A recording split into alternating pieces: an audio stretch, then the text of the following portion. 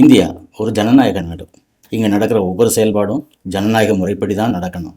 அப்படித்தான் நம்ம அரசியலமைப்பு சட்டம் சொல்லுது. அதே அடிப்படையில் தான் ஒவ்வொரு மாநிலமும் அவங்கவுங்க தன்னாட்சி அமைப்பையும் ஆட்சியாளர்களையும் தேர்ந்தெடுக்கணும்.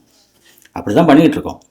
ஆனால் நம்ம புதிய முதல்வர் திரு விஜய் அவர்கள் கட்சி கட்டினதும் வாக்கு சேகரித்ததும் ஆட்சியில் உட்கார்ந்ததும் எல்லாமே ஜனநாயகங்கிற அமைப்புக்கும் சட்டத்துக்கும் விரோதமாக தான். அதை பற்றி தினமும் பல விதமான செய்திகளை படிக்கிறோம், நம்மளும் பேசியிருக்கோம். ஆனால் திரு விஜய் அவர்கள் தன் கனவுப்படி சிஎம் ஆகி அதிகாரத்தை என்ஜாய் பண்ணிக்கிட்டு இருக்கார்.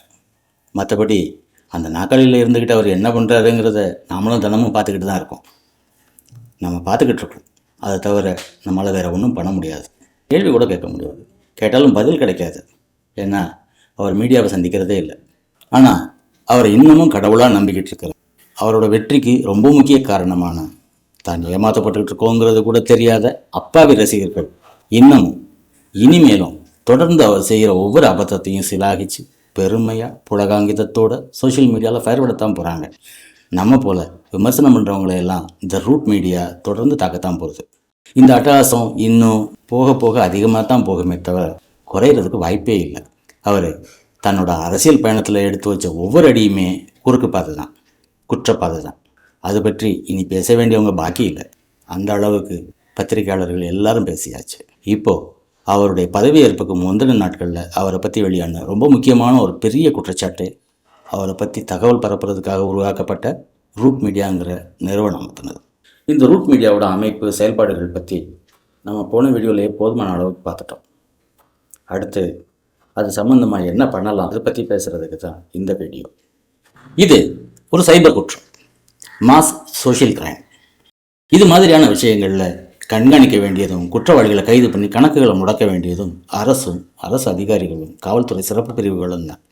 திரு விஜய் அவர்கள் மொத்த தமிழ்நாட்டுக்கும் பாதிப்பை உருவாக்கி ஏமாற்றி அரசு அமைச்சிருக்கிறது தமிழகத்துக்கும் தேச இறையாண்மைக்கும் அவர் செஞ்சிருக்கிற துரோகம். இது ஒரு தனிநபருக்கு இன்னொருத்தர் செஞ்ச சோஷியல் மீடியா குற்றம் இல்லை, கம்ப்ளைண்ட் நடவடிக்கை எடுக்காமல் இருக்கிறதுக்கு. என்டிடிவி மாதிரியான தேசிய ஊடகங்கள் போதுமான விவரங்களோட தெளிவாக எடுத்து வச்சதுக்கப்புறமும் மொத்த நாடும் இந்த கரிஸ்மேட்டிக் சிஎம் பற்றியும் அவர் சிஎம் ஆனதுக்கு பின்னாடி இந்த மாஃபியாவை பற்றியும் பேசிக்கிட்டு இருந்தாலும் துறை நடவடிக்கை எடுக்க முறையான புகார்கள் தேவைப்படும். அப்படின்னா அரசு எந்திரம் மக்களுக்கானதுன்னாலும் அது தன்னிச்சையாக இயங்காது, மக்களாலையும் அதை இயக்கிட முடியாதுங்கிறது தான் நமக்கு இன்னமும் உரைக்காத உண்மை. சரி, இப்போ பிரச்சனை நமக்கு, வலி நமக்கு. அதனால் நாம் தான் கவலைப்படணும். இப்போது இந்த மாஃபியாவை ஃப்ரீஸ் பண்ணலைன்னா இது தொடர்ந்து செயல்பட்டுக்கிட்டு இருந்தால் அடுத்து என்ன ஆகும்? விஜய் தெய்வமாக ஆவார். நம்மை போல விமர்சகர்கள் அழிக்கப்பட வேண்டிய அரக்கர்களாக காட்டப்படுவோம். விஜய் பக்தர்களோட எண்ணிக்கை தொடர்ந்து அதிகமாகிக்கிட்டே இருக்கும். நாட்டு மக்களோட சிந்தனை மொத்தமாக மழுங்கி மண்ணாக போகும். விஜய் போட்ட இந்த புது ரூட் அறிவற்ற விஜய் பிம்பத்தை பின்பற்றும் நாயக மனநிலையை வளர்த்து அரசியலுக்கும் ஆட்சிக்கும் கொஞ்சம் கூட பொருத்தம் இல்லாத ஒருத்தரை தமிழகத்தோட உச்ச பதவியில் உட்கார வச்சிருக்கு. குரங்கு கையில் பூமாலை கொடுத்தாச்சு. காலங்காலமாக வந்தவனை எல்லாம் ஆழ விட்டுட்டு வந்தாரே வாழ வைக்கும் தமிழன்னு அவன் வாயாலே பட்டம் வாங்கிக்கிட்டு பெருமைப்பட்டுக்கிட்டு இருந்த பைத்தியக்கார தமிழன் இப்போ தான் தமிழனை தமிழன் தான் ஆளணும்னு உணர ஆரம்பிச்சது. அதுக்குள்ளே இப்படி. சரி, இப்போ நம்ம முதல்வர் தன்னை பற்றி ஊதி பெருசாக்கி காட்டுறதுக்காகவும் மற்றவங்கள பற்றி அவதூறு பரப்புறதுக்காகவும் அவரே உருவாக்கி ஊட்டி வளர்த்த ரூட் மீடியா தன்னோட தகுதியை ரொம்பவே வளர்த்துக்கிட்டு ஒரு அசுர பலம் கொண்ட அக்மார்க் சமூக விரோத அமைப்பாக மாறி இருக்கு. சமூக விரோதங்கிற டேக்லாம் ரொம்ப அதீதம்னு யாராவது நினச்சிங்கன்னா நல்லா யோசிச்சு பாருங்க. இந்த ரூட் மீடியாங்கிற இந்த நிறுவனம் நாட்டுக்கும் நாட்டு மக்களுக்கும் நன்மை செய்கிறதுக்காக உருவாக்கப்பட்டதா? இல்லை. சமூகத்துக்கு நேரடியாகவோ மறைமுகமாகவோ ஏதாவது கேடு தரக்கூடியதுன்னா, சமூகத்தை ஏதாவது ஒரு விதத்தில் பாதிக்கக்கூடியதுன்னா அப்புறம் அது சமூக விரோத அமைப்பு தானே. அதுலேயும் மீடியா, செல்வாக்கு, உச்ச பதவின்னு எல்லா பலமும் இருக்கிற மிக வலிமையான ஒரு சமூக விரோத கும்பல். அப்படி இருக்கும்போது அவங்க மேலே நடவடிக்கை எடுக்க வேண்டியது எவ்வளவு முக்கியமானது, எவ்வளவு அவசரமானது. நடவடிக்கை யார் எடுப்பாங்க? யார் எடுக்கணும்? யாருக்கு அந்த பொறுப்பும் அதிகாரமும் இருக்குது? கவர்மெண்ட். இப்போ அந்த கவர்மெண்ட்டோட முதல்வரே திரு விஜய் அவர்கள்.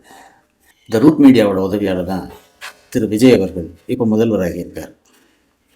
தன்னை முதல்வராக்கின அந்த அமைப்பை, தான் உருவாக்கி வளர்த்த அமைப்பு மேலே அவரே நடவடிக்கை எடுப்பாரா? இல்லை அவர் நாற்காலியில் இருக்க வரைக்கும் அப்படி ஏதாவது நடக்க விடுவார். இந்த மாஃபியா கும்பல் கடந்த 10 வருஷங்களாகவே செயல்பட்டு வந்திருக்கு. பெரிய அளவில் வளர்ந்துருக்கு. எந்த அளவுக்குன்னா, இது ஒரு well organised mass influencing anti social gang. இதில் software engineers, content creators, content managers, frontline வாரியர்ஸ்னு ஆயிரக்கணக்கானவங்களை வச்சு வேலை வாங்குற அளவுக்கு வளர்ந்துருக்காங்க. Social media influencers, mainstream media, சினிமான்னு எல்லா துறைகளில் இருந்தும் இதில் ஈடுபட்டிருக்கவங்களுடைய எண்ணிக்கை ரொம்பவே பெருசு. இவ்வளவு வளர்ந்தும் இதுவரைக்கும் காவல்துறைக்கும் உளவுத்துறைக்கும் ஒரு சின்ன சந்தேகம் கூட வரலைன்னா அது நம்ம உளவுத்துறையோட இளமையா இல்லை திரு விஜய் அவர்களோட திறமையா? கீழையும் மேலையும் எதிரி கட்சி ஆட்சியில் இருக்கும்போதே இவங்களோட செயல்பாடுகள் இந்திய உளவுத்துறைக்கு கூட தெரியலைன்னா, தெரியாதுன்னா அதை நம்ம நம்பித்தான் ஆகணும். அப்படி தான் எல்லாம் நடந்துக்கிட்டு இருக்கு.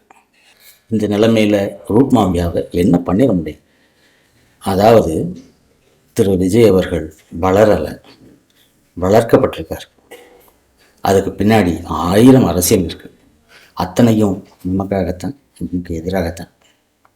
நம்ம சம்மதம் இல்லாமலே நம்ம விருப்பத்தை மாற்றுறாங்கிற அந்த உணர்வு கூட இல்லாமல் சொரணயத்து கிடக்கிற இந்த சமூகம் இப்போதைக்கு முழிக்கும், யோசிக்கும், முடிவெடுக்கும்னு எதிர்பார்க்க முடியாது.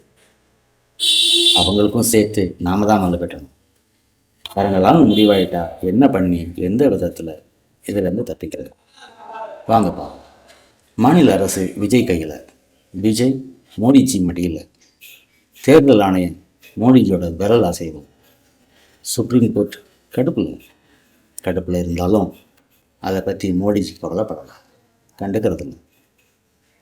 அப்போ தமிழகம் இரண்டது தானா? இனி வெளிச்சத்துக்கு வழியே இல்லையா? இருக்குது, முயற்சி பண்ணலாம்.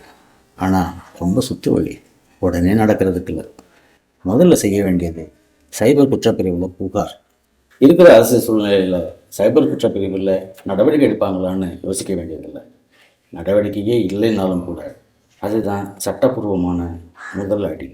ஏன்னா அப்போலேருந்து தான் ஃப்யூச்சர் லீகல் ரெக்கார்டு உருவாகும், கம்ப்ளைண்ட் ட்ரையல் உருவாகும். பின்னாடி இன்வெஸ்டிகேஷன் வந்துச்சுன்னா 10 ஸ்டாம்பர்ட் எவிடன்ஸ் இருக்கும். இந்த தகவலாம் நமக்கு எதுக்குன்னா, நம்ம எல்லாருமே ஏமாற்றப்பட்டிருக்கோம். எல்லாருமே புகார் கொடுக்கலாம். நாம் எதிர்த்து நிற்கிறது மிகப்பெரிய ஆலமரமாக வளர்ந்து நிற்கிற ஒரு ரூட் மீடியாங்கிறது மாஃபியாவை எதிர்ப்பு. அதனால் அவங்களுக்கு எதிராக ஒரு புகார் நின்று பயன் தருமா தெரியாது. பல புகார்கள் ஒரே மாதிரி ஒரே பேட்டர்னில் ரிப்போர்ட் ஆனால் ப்ரெஷர் அதிகமாகும், நடவடிக்கை எடுக்க வேண்டிய கட்டாயம் உருவாகும். ஸோ இப்போ நாம் பார்க்க போகிற தகவல்களை கவனமாக பார்த்துக்கிட்டு சமூக அக்கறை இருக்கவங்க ஒரு அரை மணி நேரம் ஒதுக்க முடிஞ்சவங்க இதை செய்யுங்க. இதை பற்றி கம்ப்ளைண்ட் பண்ணணும்னா முக்கியமாக cybercrime.gov.in அப்படிங்கிற வெப்சைட்டில் போய் கம்ப்ளைண்ட் பண்ணலாம். அதை தவிர சோஷியல் மீடியா பிளாட்ஃபார்ம்ஸ்லேயும் ரிப்போர்ட் பண்ணலாம். சோஷியல் மீடியா பிளாட்ஃபார்ம்ஸில் ரிப்போர்ட் பண்ணுறதுல இருக்க நல்வாய்ப்பு என்னென்னா, அது இன்டர்நேஷ்னல் பிளாட்ஃபார்ம். நம்ம அரசுகளோ அரசியல்வாதிகளோ ரொம்ப ஆதிக்கம் செலுத்த முடியாத இடம். அவங்களோட நாம்ஸுக்கு சரியாக இருந்தால் யாராக இருந்தாலும் நடவடிக்கை எடுக்கப்பட வாய்ப்பு அதிகம். ஸோ யூடியூப்பில் ரிப்போர்ட்டிங் அண்ட் அப்யூஸ் டூல்ஸ் வழியாகவும், இன்ஸ்டாகிராம் அண்ட் ஃபேஸ்புக்கில் மெட்டா டிரான்ஸ்பரன்சி சென்டர் வழியாகவும், ட்விட்டர் தளத்தில் எக்ஸ் சேஃப்டி சென்டர் வழியாகவும் கம்ப்ளைண்ட் பண்ணலாம்.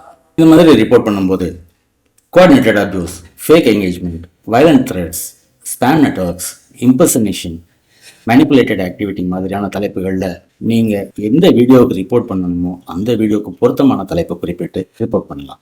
கம்ப்ளைண்ட் ஸ்ட்ராங்காக இருக்கணும்னா டாக்குமெண்டேஷன் ஸ்ட்ராங்காக இருக்கணும். ஆதாரங்கள் ரொம்ப முக்கியம். Fake accounts, coordinated attacks, mass harassment, spam manipulation, வெறுப்பு தூண்டுறது, இது மாதிரியான நடவடிக்கைகள் எல்லாம் எவிடன்ஸோட பதிவு பண்ணணும். புகார் கொடுக்கும்போது அந்த வீடியோ வெளியிடப்பட்ட நேரம், தேதி, அக்கௌண்ட் ஐடி, ஸ்க்ரீன்ஷாட்டு, லிங்க் இது எல்லாத்தையும் குறிப்பிட வேண்டியது. பெரிய நெட்வொர்க் மேலே நடவடிக்கை எடுக்கணும் போது ஒரு ரிப்போர்ட் மட்டும் பெருசாக பலன் கொடுத்துறாரு. அதனால தான் எல்லாருமே அவரவரால் முடிஞ்ச வரைக்கும் ரிப்போர்ட் பண்ணுங்க. பிளாட்ஃபார்ம்ஸ் பொதுவாகவே pattern consistency, coordinated evidence, legal notice, media pressure, mass verified reporting இதெல்லாம் பார்த்து தான் நடவடிக்கை எடுக்கும். அதனால் ரேண்டம் அக்யூசேஷன் இல்லாமல் ஸ்ட்ரக்சர்ட் எவிடன்ஸோட ப்ராப்பராக கம்ப்ளைண்ட் பண்ணணும்.